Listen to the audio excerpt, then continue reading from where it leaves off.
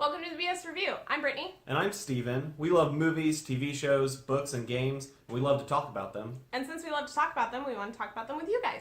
Today we're talking about Alien Covenant. It's the new Alien film from Ridley Scott. We really liked it. Yeah, I liked it a lot. With Alien Covenant, we start 10 years after Prometheus ended, and it's named Covenant because that's the ship name, just like Prometheus was. In classic Alien form, it's a bunch of people in space. They end up landing on this planet, and all hell breaks loose. Oh yeah, this had a lot of body horror in it. I thought the strongest part of the movie was not necessarily the story they told with the new characters, but I think it was more the overarching story that Ridley Scott has been having. I thought Michael Fassbender in this film was awesome. I mean, he's a really excellent actor. We know this from his previous films, but he was really good in this. I really enjoyed the protagonist in the film, Daniels, who is played by Katherine Waterston. I really loved her character in Fantastic Beasts. For those of you who have seen it, she played Tina. I was excited to see her in an action role, and she was really good in this. I liked her a lot.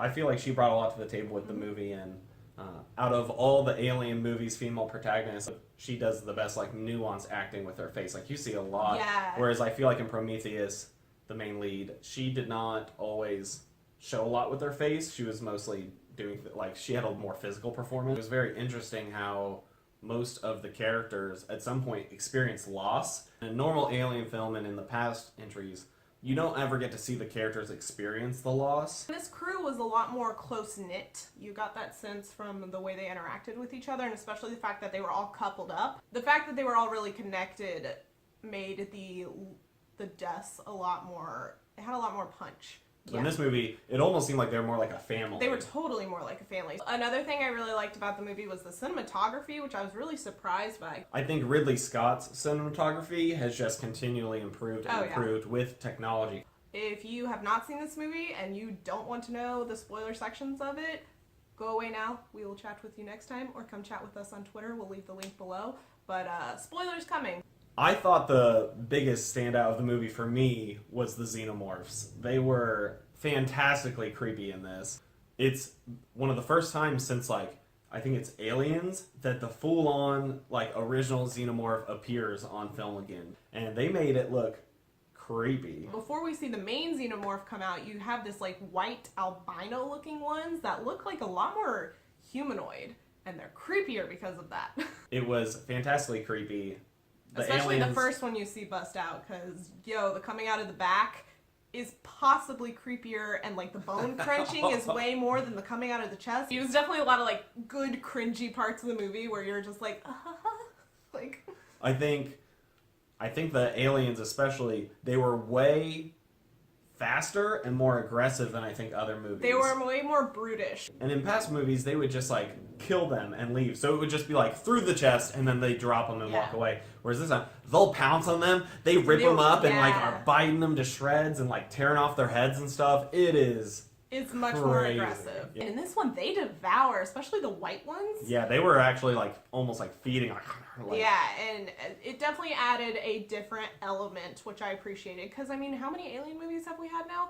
A lot. So you want something different. It really made the tension higher. These straight up ran into groups of 10 of them and would just start attacking and run off. And they grew so fast. I don't think we've seen them grow that fast on screen before, whereas that first one that came out, came out of the guy's back, you see it tiny, and then literally the next shot, it's twice as big. So we see the return of Michael Fassbender, like we talked about in the non-spoiler section, and he, as David, is just, he's so creepy. And I think one of the coolest, the most surprising parts of this movie is Michael Fassbender doesn't play just David, one android. He actually plays two androids. Yeah, with Walter. And I really like that they did his background with Wayland creating him, which that's the piece of the movie that I really wish they would have put at the beginning of Prometheus. I think it would have added a lot to the movie with Wayland creating him and teaching him how to create things. Yeah, I think in Prometheus it's very confusing because he just starts doing things and you're like, why is the android all of a sudden infecting people? There's no backstory to why he starts to do this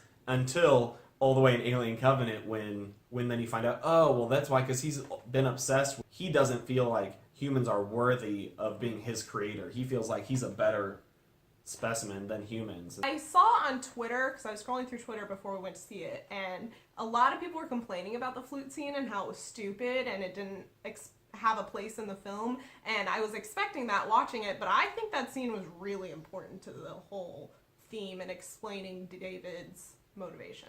You definitely feel like David's constantly trying to subvert like any kind of thing that he serves humans. Yeah. Like we said earlier in the video, I definitely thought that the plot for this ship's characters was definitely like just a vehicle to serve the greater plot that Ridley Scott was trying to play out with the engineers and how they created humans. And the plot with David is the ship shows up, and it's really just to pick up so you can learn where David was and what he did. And there's a scene where it shows that the planet they actually land on used to be where all the engineers were. So David gets there, and he doesn't even stop. As soon as, and they show this scene in the movie where he shows up, and there's just thousands of engineers in this big city. And the first thing he does is open the ship and drop all of the biological weapons that they found in Prometheus on the whole city, wiping them out. And it's a very cool scene when David first takes the crew from the Covenant to the city, and they walk in, and there's just all of these bodies that are just like black and it almost darkened. looks like the aftermath of a volcano. It's definitely spooky, and they're like walking through this field of thousands of dead bodies to get there.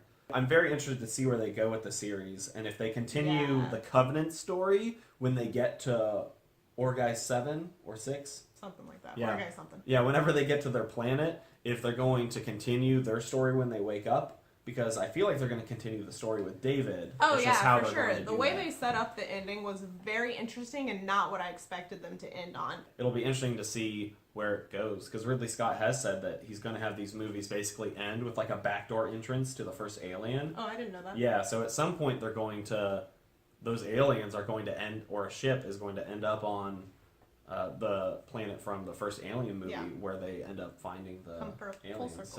So we got a 20-year lifespan between Covenant and the first Alien movie, and stuff's got to go down in between. So overall, do we think this was BS or not BS? I don't think it was BS at all. I don't either.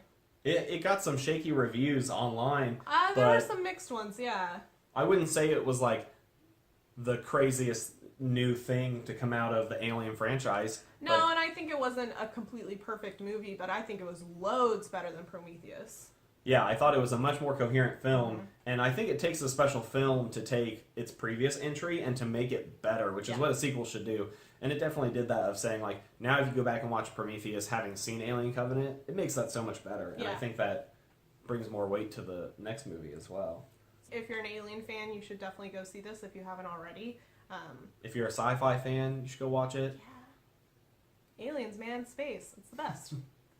Thanks for watching, guys. If you liked what we have to say, go ahead and comment below. We'd love to hear what you guys thought about the movie, if you liked it or if you hated it. Yeah, the whole reason we made this channel is because we want to talk to you guys. We want to discuss things, so come chat with us. If you want to like our video, you guys can talk to us on Twitter as well. It'll be in the description. And if you like our content, subscribe, because we're going to try and be bringing more of this kind of stuff to the channel. Thanks again for watching. We'll see you in our next video. Bye! Bye.